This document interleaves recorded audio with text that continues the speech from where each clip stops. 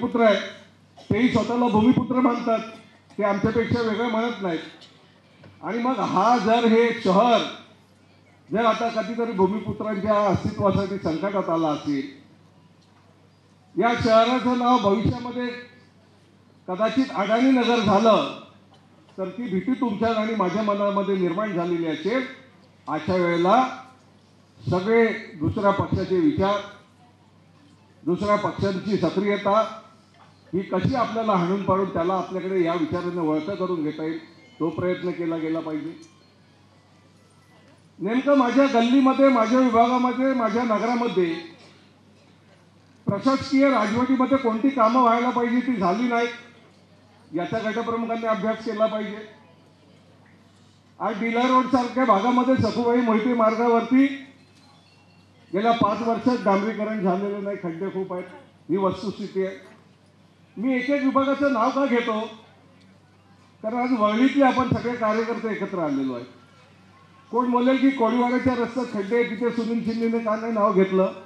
मी एक उदाहरणादाखल सांगतो, जर त्या ठिकाणी सखुबाई मोहिते मार्गावरती प्रचंड खड्डे आहेत, आम्ही सांगून तिथे लक्ष दिलं जात नाही। वरळीकर फॅमिली कोळीवाड्याच्या रस्त्यांबद्दल वारंवार बोलते, तिथे बोललं जात नाही। अनेक ठिकाणी आमच्या पाण्याच्या पाईप बदलले पाहिजेत, जुन्या झालेल्या त्या ठिकाणी महापालिका लक्ष देत नाही। या ठिकाणी टॉवर बांधले जात आहेत, परंतु टॉवरसाठी लागणारे इन्फ्रास्ट्रक्चर या ठिकाणी निर्माण होत नाही। जे काही झालं ते शिवसेनेच्याच कारकिर्दीत झालं, जोपर्यंत शिवसेनेचे नगरसेवक होते तोपर्यंत झालं। मग तुमचं ब्रिम शुअरची लाईन असेल, डिला रोडमध्ये जे सातत्याने 40 वर्ष पाणी भरायचं, ब्रिम शुअरच्या कामाला महादेव देवळेंनी सुरुवात केली, त्याचा यशस्वी नारळ मी फोडला। सनमिल गल्लीची संपूर्ण ढापळ ट्रेन ब्रिटिशकालीन होती, नलावडे साहेबांनी 2 महिने त्या सनमिल गल्लीत उभे राहायचे, रात्री 11-12ला उभे राहायचो, सकाळी 6ला घरी जायचो, त्यावेळेला मी शाखा प्रमुख होतो। ती संपूर्ण ब्रिटिशकालीन ढापळ ट्रेन बदलून घेतली। शिवराम अमृतवार मार्गावरती संपूर्ण शिवर लाईन ही नाविन्यपूर्ण केली गेली। गणपतराव कदम मार्गावरती शिवर लाईन ही नाविन्यपूर्ण केली गेली। नाविन्यपूर्ण म्हणजे पूर्वीची बदलून त्या ठिकाणी नवीन प्रमाणात टाकली गेली। आज बऱ्याच ठिकाणी त्यावेळेला रस्त्यांचं सिमेंट काँक्रिटीकरण केलं गेलं, अनेक ठिकाणी नवीन पाण्याच्या लाईन आल्या। या सगळ्या गोष्टीला या मधल्या काळामध्ये कुठेतरी 4-5 वर्ष निघून गेली।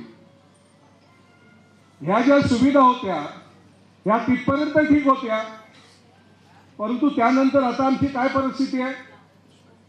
गणपतराव कदम मार्ग घ्या तुम्ही, गुडलासमध्ये फार मोठ्या प्रमाणावरती कन्स्ट्रक्शन सुरू झाले।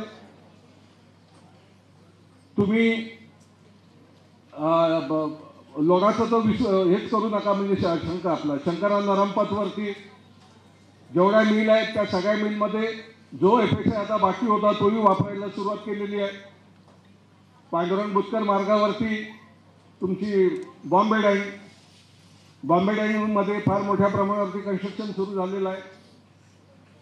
सेंचुरी मिलच्या त्या बाजूच्या भागामध्ये बिर्ला समूहाने फार मोठं कन्स्ट्रक्शन सुरू केलेलं आहे। सेंचुरी मिलच्या ज्या चाळी आहेत त्याही आता महापालिकेने निर्णय घेतलेला आहे की त्या त्यांच्या पोझिशनमध्ये आलेल्या आहेत, त्याही ठिकाणी नवीन पद्धतीने कन्स्ट्रक्शन करायचं।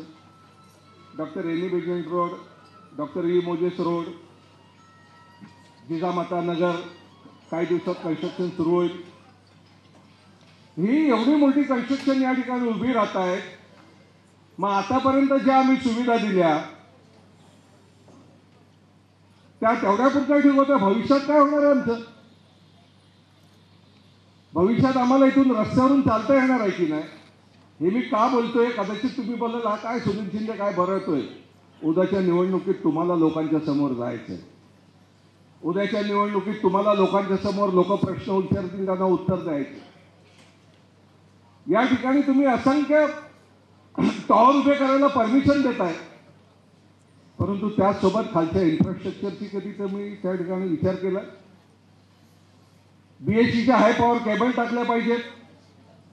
पावसाळा सुरू झाला की सातत्याने डिला रोडच्या बिल्डिंगचाही मध्ये ऑफ सप्लाय होतो, कोळीवाड्यामध्ये ऑफ सप्लाय होतो। गणपतराव कदम मार्गावरती 12 तास त्या दिवशी लाईट नव्हती, लक्षात ठेवा 12 तास. 12 तास लाईट नव्हती. नामजोशी मार्गावर तोच प्रकार आहे. या सगळ्या गोष्टी भविष्यात या ठिकाणी लोक आली, या ठिकाणी कमर्शियल कार्यालय आले, रेसिडेन्शियल टॉवर आले, या ठिकाणचे असलेले आमचे रस्ते आहेत. भविष्यात या ठिकाणी टॉवर सहित येणाऱ्या गाड्या आल्या, काय होणार आहे आमचं? भूमिपुत्र म्हणून या ठिकाणी स्वतःला मी म्हणून घेतो, मी भूमिपुत्र. ही मुंबई माझी, हा लोअर परळ माझा, वरळी माझी. परंतु सप्ततारांकित आधीच झालेली आहे. ती अधिक गडद होऊन जाईल, याच्यानंतर अधिक मजबूत होऊन जाईल.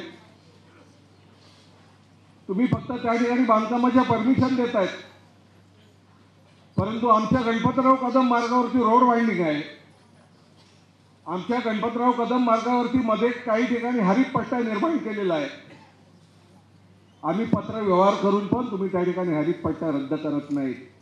का रद्द करत नाही? तुम्ही आमच्या अस्तित्वाचा का विचार करत नाही? उद्या कदाचित लोक विचारतील ना, तेव्हा तुमच्या लक्षात असलं पाहिजे गणपतराव कदम मार्गाच्या लोकांसाठी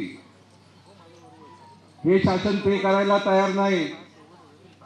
परंतु या ठिकाणी असलेल्या मिलच्या जागांवरती टोले जंगल टॉवर उभारायला FSI वापरायला परमिशन देतात. FSI वरती नियंत्रण आणत नाहीत. ते हे हाच विचार करत नाहीत की तिथे रस्ते लहान आहेत, गल्ल्या लहान आहेत. जर रस्ते लहान असतील, मोठे करायचे असतील तर 40च्या 40 उठवायला पाहिजे, त्याची प्रोव्हिजन तुमच्याकडे नाही. गल्ल्या लहान असतील तर त्या रुंद केल्या पाहिजे, मग तिकडची घरं उचलली पाहिजे, त्याची प्रोव्हिजन तुमच्याकडे नाही. का नाही? तुम्ही या ठिकाणी आज तुम्ही टॉवर बांधतात, एखादा तुम्ही NTCची मिल ताब्यात का नाही घेतली? NTCच्या मिलमध्ये तुम्ही आमच्यासाठी हजारो घरं का तयार केली? त्याच वेळेला डिक्लेअर करायचं की गणपतराव कदम मार्ग या ठिकाणी रोड वाइंडिंग आहे, भविष्यात त्या ठिकाणी रिडेव्हलपमेंट होणं मुश्किल आहे.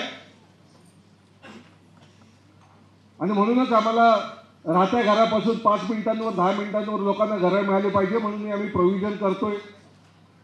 शासनाचं याच्याकडे लक्ष नाही, महापालिका प्रशासनाचं याच्याकडे लक्ष नाही. आज आमची अवस्था काय? आज मी जरी चाळीमध्ये राहत असलो तरी चाळीतील रहिवासी म्हणून मी त्या घरामध्ये राहून सुधारलोय थोडाफार. मी कामाला चांगला राहिलो, माझी मुलं चांगली राहिली, बँकेचं लोन घेऊन एखादी गाडी घेतली, मला उद्योगधंदा नाही म्हणून मी टॅक्सी घेतली. माझ्या जुन्या चाळीमध्ये माझ्याकडे पार्किंगची व्यवस्था नाही.